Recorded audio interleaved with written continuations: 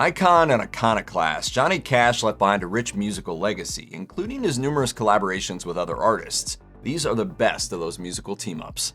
We got married in a fever. The love story of Johnny and June Carter Cash began backstage at the Grand Ole Opry in 1956. It started out complicated given that they were both married to other people. But by 1967, when they went into the studio to record Jackson, Johnny and June were finally beginning to untangle themselves from their prior spouses. As you well know, Johnny Cash was a prolific songwriter, but Jackson wasn't a Cash original. The first version was by a band called the Kingston Trio, and, well, We got married in the fever.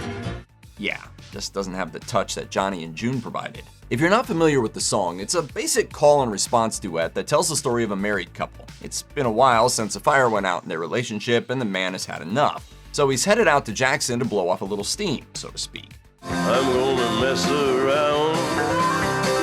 But the wife is as tough as he is, and she's neither impressed nor intimidated.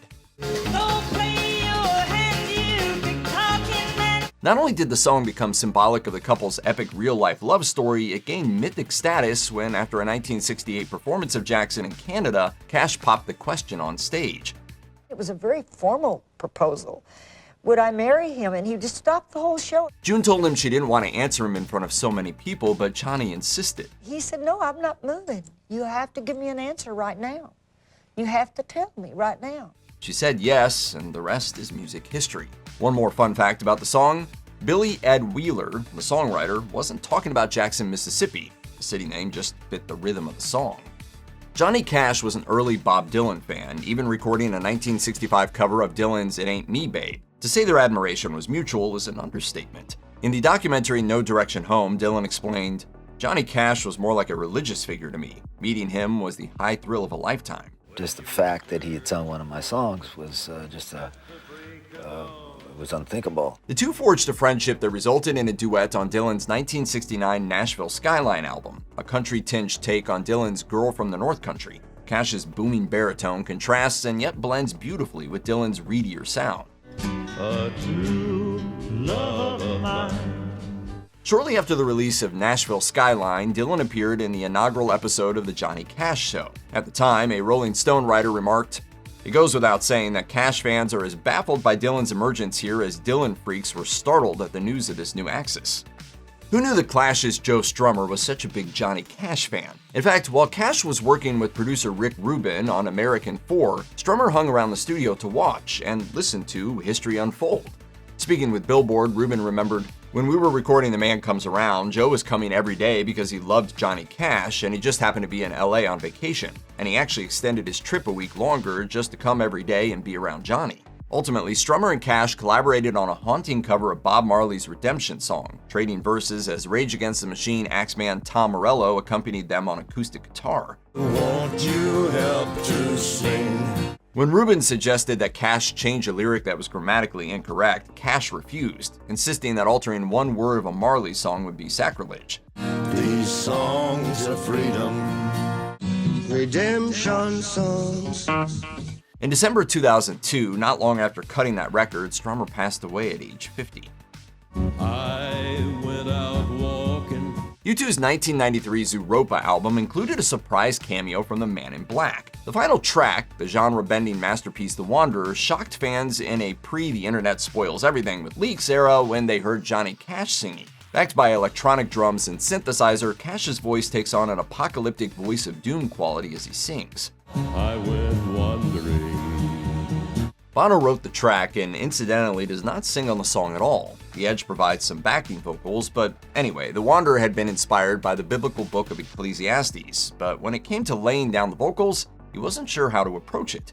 In an interview with Hot Press, U2 guitarist The Edge recalled, out of the blue he said, "Hey, I think Johnny Cash is in town. Maybe we could get him to come and sing on this." I went out there in search of experience. While he was trying to reach Cash, Bono laid down guide vocals doing his best Cash impersonation. Producer Brian Eno thought Bono had nailed it and they didn't need Cash. But Bono wasn't satisfied, and according to The Edge, almost against Brian's advice, we had Johnny come down and he sang on the song, and it was unbelievable the way it came to life. It got a bit surreal. After he left and we'd said our goodbyes, everyone just looked at each other and went, "What just happened?" Cash and Ray Charles appeared together on Crazy Old Soldier, released on Charles's 1984 album Friendship. I just don't know when to quit. But that wasn't the only duet they recorded. I know what I am. The second track, a cover of Chris Christopherson's Why Me Lord, wasn't released until 2010, after both superstars had died when it was included on Rare Genius, a Charles compilation of unreleased tracks. Compared to Why Me Lord, the recording of Crazy Old Soldier sounds downright tame. They embraced a gospel-steeped refrain with the fervor of those who'd been through the darkness and made it to the other side. Lord help me, Jesus, I've wasted it. Charles' electric piano adds soulful funk to the gospel track, ultimately creating a satisfying duet that does both legends proud.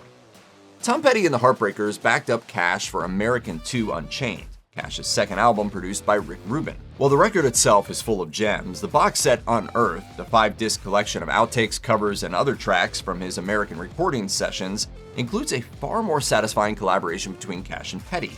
A rockish cover of Merle Haggard's The Running Kind, with Petty serving up harmonies to Cash's lead vocals.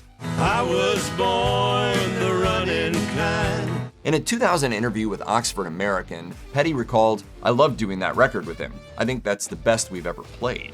Cash further honored Petty when he recorded his anthem I Won't Back Down for American 3, Solitary Man. Well, I won't back down. Interviewed by NPR's Fresh Air in 2006, Petty shared, "I was very, very proud when Johnny Cash did it." I was a highwayman. Along the coach roads I did ride. In 1985, Cash joined forces with Willie Nelson, Waylon, Jennings, and Chris Christopherson to form the supergroup the Highwaymen. Their signature song was Highwayman, originally written by Jimmy Webb and released on his 1977 album El Mirage. I was a dam builder, crossed the river deep and wide. Listening to the song, it's clear that these were four friends who genuinely enjoyed each other's company. Each artist carried a verse before they blended their distinctive voices together in all their ragged glory. I fly a starship, across the universe divide. It was clear how much they all admired each other when the four icons sat down for a New Zealand television interview. When they were asked to name what they felt was the best country song ever written, Christopherson answered, "Maybe Big River. I often thought that may be the best song, country otherwise." Well, I'm overwhelmed because I wrote that song. A cover of the haunting country classic, Ghost Riders in the Sky, recorded during a 1990 performance by the Highwaymen at Long Island's Nassau Coliseum, technically involves all four singers in the supergroup. An old cowpoke went riding out one dark and windy day.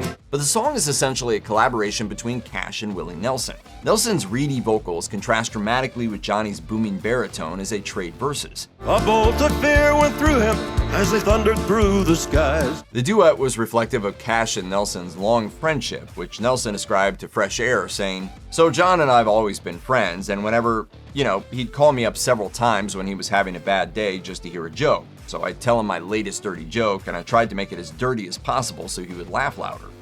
Here's a song me and John did when we were just children. In 1978, Cash and his old friend Waylon Jennings collaborated on There Ain't No Good Chain Gang, released on Cash's LP, I Would Like to See You Again. The album was something of a comeback for Cash, featuring a stripped-down sound that referenced his early material. And I ain't cut out to be no Jesse Jane. The song, told from the point of view of a prison inmate, talks all about the things he's learned in prison. And you don't go writing hot checks down in Mississippi. Cash and Jennings' long, close friendship shines through the performance, a genuine reflection of how much they enjoyed performing together.